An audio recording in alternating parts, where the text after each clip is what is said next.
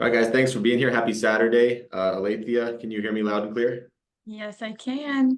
Awesome. Wait, thank you for jumping on with us today. Going to start Yes. our Saturday call. We do every Saturday, and then people will be able to find the recordings on YouTube if they will look it up. But I reached out. I wanted to have you on with us because you've been selling as an insurance agent for 1 month total, but you've been around the industry Yeah. for a couple years. And then in Yeah. your first month, you sold 25 policies, which is a really amazing start. So I guess the first thing is can you give everyone kind of some background, where you came from, like, what you did school wise. You were around the industry, worked with people that did consulting work, but never actually, sold life insurance. Like, why did you decide to make the jump from, working for like consulting lead, recruiting company Yeah. to actually being an agent now full time? Yeah, definitely. So I was in college for a couple years. I didn't really know what I wanted to do there. And then I just found a sales job selling leads, marketing, consulting, training, that kind of thing. And it was specific to insurance agents. So that was the only market that we hit. Mhm. And I just kind of fell in love with it. I love insurance and I talk to millionaires just all day long, and it's hard to look at that and just see exactly where they grew to and how fast they did it. And it seemed so seamless and easy. And so I just decided that I wanted to jump into the business after about 2 years of working on the consulting side of things. And so far, it's been going really well. When you saw all those people, and I tell people this a lot, like I started meeting other people in the industry who did well, and I hope people feel the same way when they meet me. Like, I was not impressed really. Like, I was like, oh, like they're nice people and they work hard, but they're not special. Did Yeah. you feel the same way? Oh, all the time. Sometimes I would feel like, man, I'm better than them on the phone. Like they would talk to me and they just didn't sound amazing, but they were making so much money and they were just doing insane things. And I was selling to them. And I'm like, Yeah. man, if I can sell to this person, I can do exactly what they're doing. What is the biggest commonality you saw between like all the people who had either built big businesses or had sold a lot, because that was kind of your market? What was the biggest thing you think that those people had in common when you were, talking to them, building relationships with them and trying to sell them things with your previous job? Yeah, so I think, I mean, not everyone I talked to was a six-figure earner or a millionaire. I talked to a lot of broke agents, but I think I Mhm. had a really strong work ethic and I had a really big belief in myself, and so did they. And I knew that I could do the exact same thing. But I think another big difference between those broke agents that I talked to and agents who were doing really well was the persistency and the dedication, and I think the belief in themselves too. Because this industry, there's chargebacks, and you do have to work hard. It's your own schedule for the most part, and so you just have to be really dedicated to it. Or I don't think that you would succeed without that. Yeah, it's funny. I went to dinner last night with someone who has a really good job. Like, they make, multiple six-figure income. And his dad was, very successful in business, sold a big business, and he wants to work with us. And he was asking, he was like, well, what's the catch? What's the drawbacks, with this industry? And I was like, everything I've told you, because I went through basically everything we do. I'm like, everything I told you is true. And the reason you don't think it's a drawback is because you watched your dad build a big business. You worked Yeah, really hard. But what a lot of people do is they don't talk about chargebacks. They yeah, don't talk about the amount of hours you have to work. Like, he's like, yeah, what was the last 6 years like for you? I was like, dude, the last 6 years I worked 70, 80 hours a week, barely did anything for fun, took almost no vacations, sacrificed a lot, almost all of my relationships outside of like my wife and my immediate family and the people I work with. Like, yeah, that's what it takes, right? But he understood that because he grew up watching someone that made money. And he yeah, was like, oh, so the risk is that you have to pay for leads, you have to work hard, and then there's some debt potential. He's like, that's just all normal business stuff. But the yeah, reason people get it twisted is because they recruit to, this is the easiest way to make money in the world. This is the easy job. You're gonna get yeah. rich quick. And like, that stuff's all not true, right? Yeah, it's not true. There's a lot of work behind it, but I think the thing that motivates me to work hard is I'm not working hard for someone else. I'm working hard for Yeah. myself. I'm working hard to build my own agency and to build my own book. And I think that's really what separates, oh man, I have to go work 8 hours for another company, whereas I could go work 12 hours for myself and I feel good at the end of the day. What stood out for you? Because you talk to people that work at like all over the life insurance industry, health insurance, probably some PNC and some wealth management Yeah. people. Like, what made you go, like, because you've seen all the options, like what made you go, okay, I want to work with Family First Life. and you know, with like with our team, like what stood out to you? It was like, this is the route I want to go. Because I Yeah. think people could find like good and bad things about every single company. Yeah, of course. And that's a great question. Being on the consulting side of things and the lead side of things, I talked to people who worked with pretty much every IMO and FMO that you can think of. And I have always been a big advocate for FFL and Family First because one, owning your book, you guys have competitive comp rates, but also just training, being on the right Mhm. team and having the right leaders there. I also think life insurance in general is the most scalable. So I talked to, like you said, PNC agents. I talked to Medicare agents. Medicare is great for residuals, but life insurance is really stackable and you Mhm. get paid out higher. And I like the market a lot more. Yeah. Yeah, I talked to this person I've been recruiting for a long time, and he had worked with a bunch of other companies and had been on the carrier side, and he's getting started with us now. But he was like, "Why are you guys the best fit?" And I was like, "I could give you all of the bullet points that you would hear as marketing terms," but he came to our Yeah. convention. I was like, "You've been to a lot of conventions, you know a lot of people in the industry. Go to our convention and go up to the average agent and ask them how much money they make and how and what they do and how many hours they work, but like what actual money they make and if they're full time." And Yeah. then compare that to every other convention you've ever been to. And he was like, it was crazy. Like most conventions I go to, 95% of the agents there are part-time agents that do this Yeah. like as a hobby. And he was like, at your guys' convention, like 80% of the people I talked to were full-time. The other 20% were figuring out how to go full-time. So he was Yeah. like, people actually are doing well and making money there as opposed to everywhere else. It was just people talked about like personal development, culture, like all the buzzwords that really mean like we don't care if you do well as an agent, make this your Yeah. career. Yeah. So, Yeah. And I think FFL really wants everyone to succeed there. And they're always setting up everyone for success with the trainings. I mean, my team specifically, we do 2 or 3 trainings per week. We just really yeah. want everyone to succeed there. So that's what I want to dive into with you now is so 25 policies your first month is a big deal. Like that was probably what I did my first 3 months combined when I started in the industry. So it's a really good start. What are a couple things you think contributed to you having, you know, a quick start? Like was anything you did on the phones? Or there's really three things, right? It's one is your leads. Second thing is like actually making the amount of dials and talking to people. And the third thing is being able to actually like close people, right? So first and foremost, like what are you doing? What were you doing right off the bat as far as, you know, how much were you spending per week on leads? What did that look like?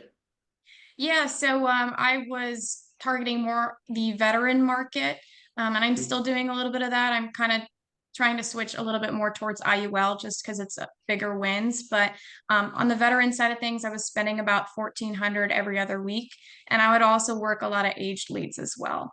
Got I'm it. a big believer coming from the lead side of things that it's not necessarily the lead that sucks, it's the agent that sucks. And so you can Yeah. make plenty of money off of aged leads too if you're good enough on the phones. So so 1,400 a week on leads.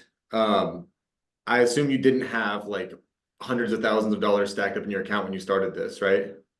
Like you probably didn't Yeah, I have a had ton a of money little, saved up a little bit, but not a lot. yeah, I had a little bit of a savings, but sometimes you just have to go with your back against the wall. And I think you make more money that way because it's your own money What that you're spending. what led like why did you decide to spend that much on leads? And then like was it uncomfortable for you to do that? Yeah, I was uncomfortable. I'm sure it's uncomfortable for probably every new agent to put money towards leads. But I decided to do it because I knew I had to kind of have my back up against the wall, and I knew buying higher quality real-time leads would make me a bigger ROI than just working aged leads as well. Got it. And then so you started the 1,400 on leads. That's the first step. I think a lot of new agents are intimidated to do that because, Yeah, and that's really the biggest. If you walk around or you interview everyone who's a top producer, like yeah, I think a lot of people are like, oh, like what do you say on the phones or what do you do that? Like the real question you should ask them is how much do you spend on leads and what kind, right?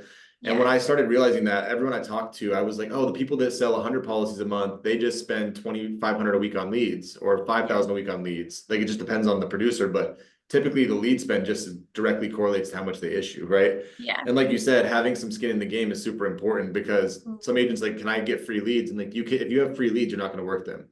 If you buy yeah, your own leads, you're invested in making it work success wise, right? yeah, exactly. It's really just a belief in yourself. You have to believe in yourself You can't expect someone else to have belief in you without you believing in you. That's something that I've Yeah. always kind of really lived by. But there was something that you said at the lock-in, Zach, that kind of stuck out, which is inventory, right? You really can't sell a product without having any sort of inventory. And so Right. that's where the lead side comes out of things too. You just need to have something. Yeah. Yeah, right. And one thing I think it's important for even new people on here, like if you can't spend $1,400 a week on leads, like that's okay. Start out with what you can spend and then continually keep building that up. But the biggest mistake I see people make that you have not made is they'll have a good week, they'll spend 1,400, they'll have a bad week, and then they cut their leads off. And they're like, well, I'll just work back through those same ones and see if it's like, no, if you have new leads coming in every single week to you, eventually you may have good and bad days, good and bad weeks, but Yeah. it'll even out. And you want to Yeah. keep working back through your old leads. But if you have the same 20 names to stare at, and you're like, I talked to Mr. Smith last week and he told me to kick rocks. And then you're like in your head because you don't have anyone new to call. It's so frustrating. Just getting new Yeah, leads to call every single week it will just take so much of the mental stress off of you. I So agree. what are a couple tips you would give someone who's starting today as far as like what the dial days look like for you schedule wise, and then actually what you're saying to clients on the phone when you get them on the phone? Yeah, of course. So when it comes to dial days, usually I'm starting my morning like sitting down at my computer at 8 a.m., check my emails, drink my coffee, do whatever else I need to do. I like to write down my goals every single day. And then I'm usually dialing by 9. Then I'll work till about noon, take a little lunch break, and then get back at it until 7 o'clock usually. Sometimes we'll do trainings as a team around 6, and so we'll jump on that and then sometimes get off after that. But yeah, just dialing all day for yourself. And then I suggest to all new agents to jump on those Zooms. So I've been on a couple of different Zooms the entire time. And then my upline with Calvin, I'm on Zoom a lot with him. So anywhere from like 3 to 8 hours a day, I'm on Zoom with just him. And he's just listening to me dial, giving me advice. And you just have to be really coachable. I feel like I'm Yeah. still just a sponge, just soaking up everything that people tell me and trying to apply it. What are your goals for how many dials you try to make per day? And then what other daily goals do you typically write out for yourself? Yeah, so I think you should do at least 300 dials a day, and then 8 presentations. And then from that, you should, I mean, at least get like 1 to 3 deals out of that. Personally, the goals I write down for myself are a little bit more like I make 6 figures by a certain time, or I have these many agents beneath me, or I have this much in personal production per year. And I write everything in the present tense. So it's kind of like manifestation, and it kind of reiterates the belief in myself Yeah. and just the belief that I know that I can do it. So what are you gonna write this year? We'll use the it's going to happen tense because I think that's really people always think that stuff sounds corny, but it's not. Your Yeah. brain starts if you say stuff like that, your Yeah. brain starts to work and figure out ways to make it happen, right? Yeah, I fully believe that. So I Yeah. really want to do 400,000 this year. I want to hit Hall of Fame, of course. And then I want to make 6 figures. Originally, my goal was 6 figures by December. And I told Calvin that, and he was like, "Oh, Alethea, you can do that by August." So I'm I trying to like like that. move it up Yeah. and move it up. And yeah, I just really believe in myself. I want hundreds of agents beneath me, but that's kind of like 5 and 10 year goal. Awesome. And then what are a couple of tips you can give people for dialing like actual conversations? You know, what is the initial, first couple seconds of your script look like, and how do you make sure to, set the tone and get people on the phone right away to let them know what you're doing? Yeah, of course. So I think a huge thing is tonality. So just being really cool, calm, and collected, especially on that intro. They say the first 7 seconds is, all the time that you have to get people's attention. Mhm. So just not sounding like a salesperson. When you come in it really fast and nervous, they can tell right off the bat. And these people Yeah. get like 30 to 50 calls a day. So you just have to be different than them. And I still talk fast. I'm sure you can tell, but slowing everything down. So call me if I'm a lead, if I filled out whatever, an IUL lead or a vet, like whatever I filled out, say I filled out IUL lead, what does that first 7 seconds of that conversation sound like? I just intro. I'm like, No, Hey, do like a Zach. role play it with me. Yeah. Gosh. I'm putting Hey, you on the Zach. spot, but we're gonna do it. Hello? Okay. Hey, Zach. This is Alethea. I'm from the benefits department. I'm just giving you a call in regards to the final expense and life options you put in for veterans. I've got your date of birth as 03/28/75. Is that right? Yeah, that's correct. All right, perfect. So, Zach, was your main concern here, like most veterans, and you were just wanting to make sure that the final expense was not followed on a burden to a loved one? Yes, that's correct. And then I would just kind of go into it Yeah. from there. No, it's I, awesome. I, Like you said, it's very like calm, cool, collected, and I put you on the spot and you still nailed yeah, it. So sorry, that's I was a little on the spot. Usually said it it. was super on the spot, but you did good, which is that's how you know people are actually selling though, is if you can put them on the spot and they can still train when it's uncomfortable. You're like, oh, you're actually doing the sales. You're not just making it up. So what's if people get if you get to the end and someone goes like, hey, I really, I'm not sure I need this or I want this, or they throw whatever objection out. Maybe I want to think about it. What is one thing you do to overcome that objection? They always say agree, answer, attack. So you agree with them. Sometimes you'll say, yeah, I completely understand that you might not be comfortable with this right away. Let me ask, like, what's holding you back, or what's the difference between now and then? Sometimes they'll say, so you're not looking to protect their beneficiary name and that kind of thing. Yeah. And that's where you do a good job up front in the appointment to go, oh, okay, like you want life insurance cover for your daughter if you die, so that she doesn't have to pay for your funeral. And then at the end, when they go, well, I'm gonna think about it, be like, got it. Well, you told me you need this to Yeah. cover, you need to cover your daughter Alethea if you die, so she doesn't have to pay for the funeral. And you said you definitely need it, so is it just the price, right? And just drop it down. And Yeah. like you said, go Mhm. ahead. Or yeah, you'll say stuff like, something Calvin always uses is, well, it's not up to me to even approve you. It's up to the carrier to see if you would even be able to be eligible for this product and then kind of go from there. But really Yeah. just being super assumptive with it as well, like assuming that they One thing want with it. that too, I hear a lot of people say Mhm. that, and this is, I think people just have to make sure if they're saying that the carrier has to approve them, like the carrier has to Mhm. approve you, but we want to make sure if we have something that you need, which you established that you needed because Yeah. you said this was for your daughter, and then we want to make sure it fits your budget. So is $83 a month definitely, going to fit into your budget if the carrier does approve you? Because one thing I see a lot Yeah. of people do is they try to sell on approval, and that's the fastest way to get Yeah. chargebacks. So it's like you, I you can agree. you can use that, but you also want to make sure it's a solid sale and they're actually buying because they want to buy. Otherwise, they'll just cancel it, right?